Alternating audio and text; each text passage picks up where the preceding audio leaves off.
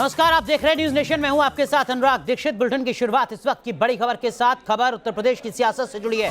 स्वामी प्रसाद मौर्य ने इस्तीफा दे दिया है। योगी कैबिनेट से स्वामी प्रसाद मौर्य ने इस्तीफा दिया है। इस वक्त की बड़ी खबर हम आपको बता रहे हैं। स्वामी प्रसाद मौर्य राज्य में मंत्री, जिन्होंने इस वक्त की बड़ी खबर के मुताबिक कैबिनेट से इस्तीफा दे दिया है। भारतीय जनता पार्टी के नेता के तौर पर स्वामी प्रसाद मौर्य बीजेपी में शामिल हो चुके थे। हालांकि उससे पहले वो बीएसपी के बड़े नेता थे। आलोक पांडे हमारे सहयोगी हमारे साथ जुड़ चुके हैं। आलोक, इस्तीफे के पीछे की वजह क्या स्वामी प्रसाद मौर्य का टिकट कट रहा है? अनुराग, देखिए, इसके पीछे सबसे बड़ी बात यही थी कि स्वामी प्रसाद मौर्य, उनको लगता था कि वो एक बड़े नेता हैं, बड़े वर्ग के नेता हैं, और वो तरजीह उनको 5 साल ऐसा महसूस होता रहा कि नहीं मिली। जो उनके पास विभाग था उससे भी बहुत ज्यादा खुश नहीं थे, और जिस तरह का राजनीतिक कद उनका यहाँ पर घट रहा था, उनको इस बात का आभास था, उससे वो लगातार खुश नहीं थे, संतोष नहीं था। और यही सब वजह है कि चुनाव के वक्त पे जब उन्होंने अपना आकलन किया है तो इस्तीफा दिया। और इसके साथ साथ ये बात क्षेत्र में भी पहले से ही जी प्रसाद मौर्य नाराज चल रहे हैं। तो क्या घर वापसी होगी स्वामी प्रसाद मौर्य की? आलोक, क्या घर वापसी बीएसपी में या समाजवादी पार्टी में?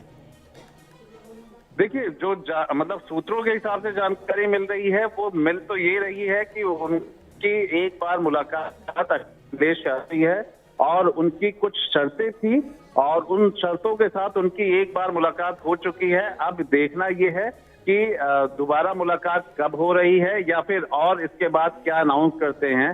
थोड़ी देर में वो निश्चित तौर पर मीडिया से बातचीत कर सकते हैं। अभी सिर्फ इतनी जानकारी है कि उन्होंने इस्तीफा दिया है। लेकिन स्वामी प्रसाद मौर्य, अगर उत्तर प्रदेश में देखा जाए तो एक कद्दावर नेता के रूप में उनकी गिनती होती रही है। पिछले 2 दशक में अगर एक बड़े नाम के तौर पे देखा जाए तो स्वामी प्रसाद मौर्य किसी पहचान के मोहताज नहीं थे। पॉलिटिकली कहा जाए तो वो उनकी एक अपना छवि, उनका एक अपना वर्ग, उस वर्ग के नेता माने जाते थे।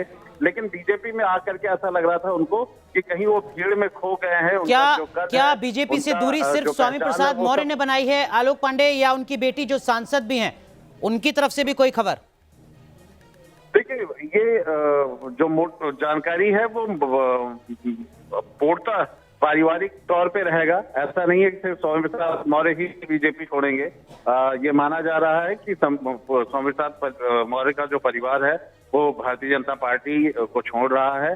और सबसे बड़ी बात यह है कि वो अपने बेटे के टिकट को लेकर के काफी पैरवी कर रहे थे, जो कि बीजेपी में उनको नजर नहीं आ रहा था। और जहां पे उनकी बातचीत चल रही है समाजवादी पार्टी में, संभावित जो बातचीत चल रही है, उसमें ये माना जा रहा है कि सभी लोगों को एडजस्ट किया जाएगा।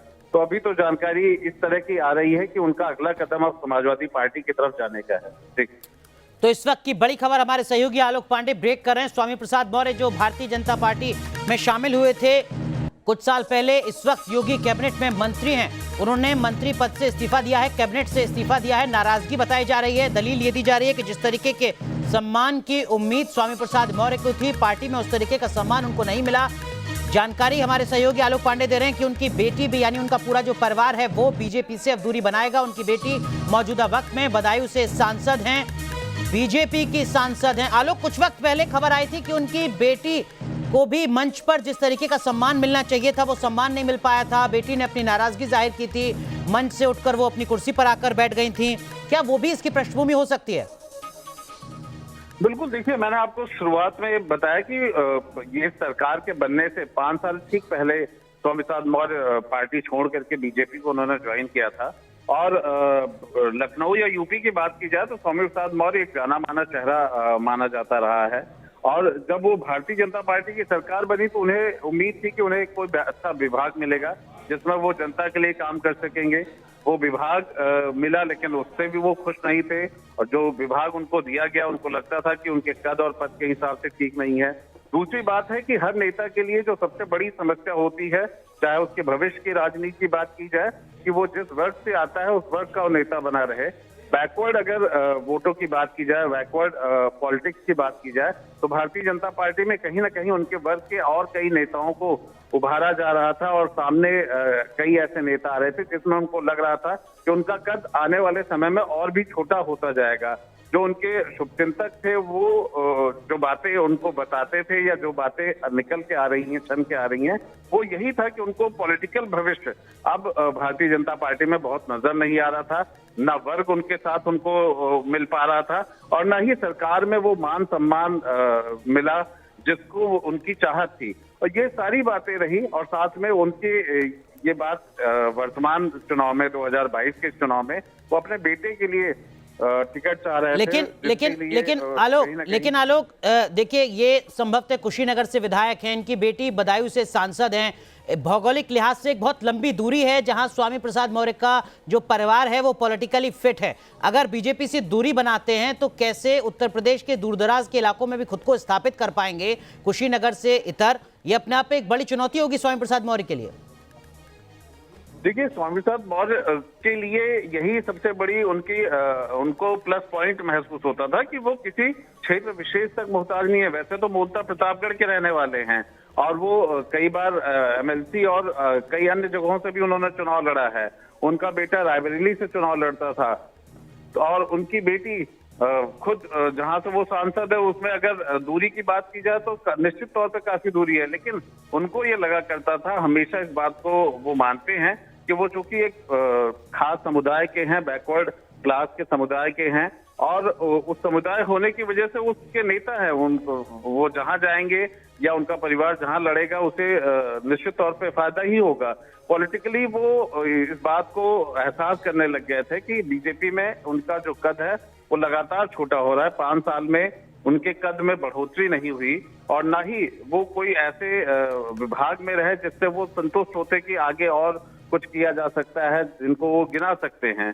तो इन सब को लेकर के और अगर मतलब उनकी जो सबसे बड़ी नाराजगी या उनकी जो सबसे बड़ा उनको तकलीफ था वो यही था कि बीजेपी में उनकी उपेक्षा हो रही थी एक बैकवर्ड नेता के तौर पर। और जिस पार्टी को वो छोड़ करके आए थे वहां तो उनका बड़ा कद था, उनको बड़ा मान सम्मान मिला था। लेकिन आलोक आप यूपी की सियासत को बेहतर तरीके से जानते हैं। स्वामी प्रसाद मौर्य कहीं अति उत्साही या ओवर एस्टिमेट तो नहीं कर रहे हैं खुद को, ये मानते हुए कि वो पूरे उत्तर प्रदेश में जहां चाहे वहां अपनी चुनावी जमीन तैयार कर सकते हैं, तब जबकि यूपी में पॉलिटिकल पार्टीज तक काम करती हैं कास्ट बेस्ड।